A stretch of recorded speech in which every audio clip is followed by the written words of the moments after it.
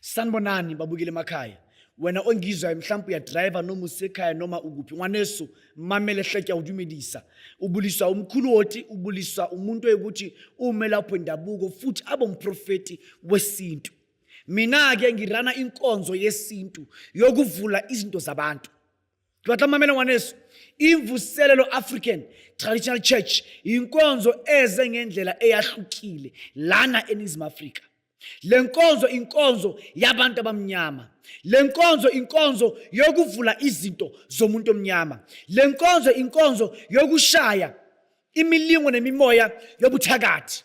Abantu ukuthi bavala into zakho. Lenkonzo imela nakho konke lokho. Nginamandla amakhulu kakhulu wokushaya abathakathi.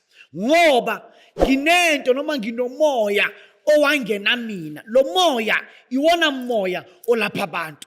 Lo moya iwona moya ovula izinto zabantu. Wathi omunye umprofeti uNtsikana ngomunye unyaka wathi lento engenile ipholisa abantu. Lento engenile iphilisa abantu. Namhlanje kusho mina umprofeti nyanga mkhulu wothi ukuthi lento engenile ithi angikutshela ukuthi konke kwakho kuyovuleka futhi kuyokhanya. Konke kwakho okufunayo kuyokwenzeka. Ngiza kuwe namhlanje ngomlayezo onguthunywe yithunywa zasethongweni. Zithi kimi angenze umsebenzi wokuvumisa izinto zabantu. Njengoba kuyimanje izinto zakho zonke zihlangahlangene, akunanto evumayo, akunanto ekhanyayo, akunanto ehamba kahle. Ingoba kunomuntu, lo muntu lo ubambe zonke into zakho ukuthi zingavumi. Manje ngiza kuwena ngithi ngifuna into zakho zonke zivume. Azivume. Azivume into zakho. Azivume ngenkani. Azivume ziye phambili. Azivume ziyenzeke. Kunabantu abaphilayo. Kuyinamhlanje ipromotion yakho awuyitholi. Awutholi promotion. Ngoba kunomuntu obambe le promotion ukuthi ungayitholi. Kuyinamhlanje kunomuntu ukuthi kumele dala fuze wakushada wena, but lo muntu thi today akakakushadi. Lo muntu akakushadi ngoba kunomuntu obambe umshado wakho ukuthi umshado wakho ungayenzeki, umshado wakho ungaphumeleli. Kunabantu namhlanje empilweni yakho kunzima, kumnyama, akunanto ehamba kahle, akunanto ekhanyayo, akunanto eyaphambili. Ngoba kunomuntu ohleli oyenza yonke lento. Kunabantu ukuthi ingane zakho azikusebenzeli, azikusizi ngalutho. Ngoba kunomuntu ovalile ongafuni ingane zakho zivume ukukusiza noma ukusebenzela lo muzi lo ukuthi uye phambili. Kuyatla mamela ngwaneso. Kunomuntu onomyeni, umyeni wakho kuyimanje akwazi nokunikeza imali. Once umyeni wakho anikeza abantu ngaphandle imali, uqedile.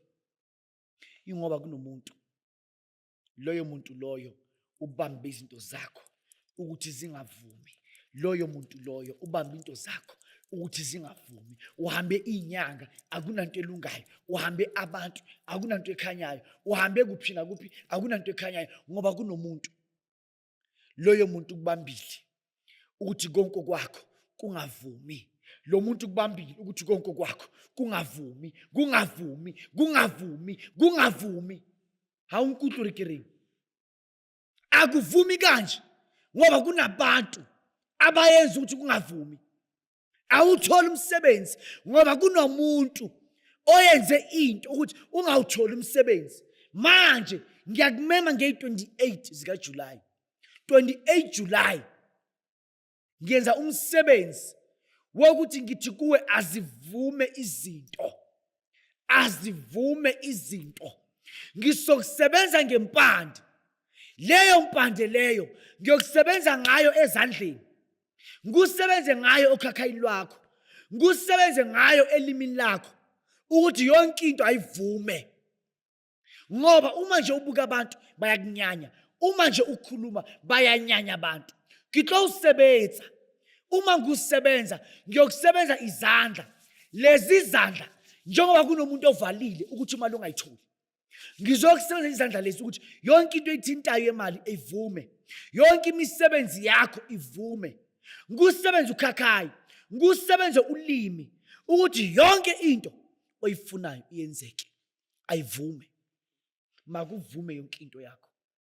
Makuvume yonke into yakho. Makuvume yonke into yakho. Makwenzeke konke kwakho. Makwenzeke konke kwakho.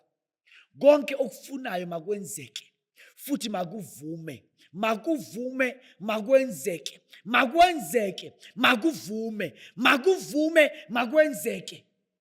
Nge-28 zikaJuly. 28 July ungaphuthelwa. Zama ukuthi yonke into ekhulunywa kabi kuma social media nakuphi yokuthi ulahlekelwe ithemba njengomuntu ikhiphe woza kulomsebenzi. Lo msebenzi wokuvumisa izinto kuyovuma konke kwakho. Kudala ngisebenza abantu izinto ziyenzeka nanawe kuyokwenzeka. Kuyokwenzeka nangawe. Kuyimanje ngikhuluma nawe mntaka baba uhlele emakhaya. You don't know ukuthi kanti 2024 usuthi nje lo nyaka lo ungaphela ngiyojabula Nkosi yami. Ngoba ayikho into oyibonayo iyenzakala. Kuvaleke yonke into. Kumoshakele yonke into. Akunanto ekhanyayo phezulu kwempilo yakho. Akunanto ehamba kahle phezulu kwempilo yakho. Awuyazi ukuthi uzothi inkinga yakho kanti yini. You don't know what's wrong with you. You don't know what's roaming around your life. You just don't know what's roaming around your life. You don't know what's happening. Your life is back and forth, back and forth, back and forth. Nothing's coming all right.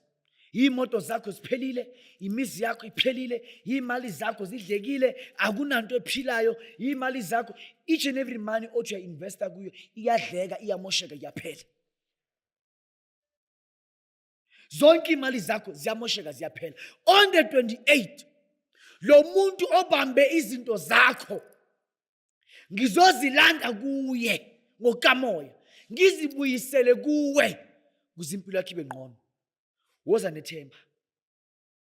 Wena ogulayo njengoba kunomuntu ogulisa ngamabomu, muthona uthwere kasiki.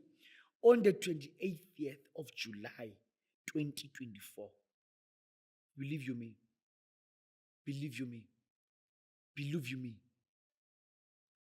believe you me, ngiyosha inkukhu namaqanda. Ngizabe ngiphethe impande engozi kabi. Le mpande ngiyadinga ukuthi ngikusebenze ngayo. Uzongiphathela umnikelo ngange 300 rand. 300 rand kuphela. 300 rands kuphela. 300 rands kuphela. Maye ukuthi 300 rand awunayo, shona komashonisa. On the 28th of July 2024. Funa umnikelo 300 rand kuphela. Uzela enkuzwini ngizokusebenza. Mkhuluthi asihlangane nge-28. Ngiyabonga.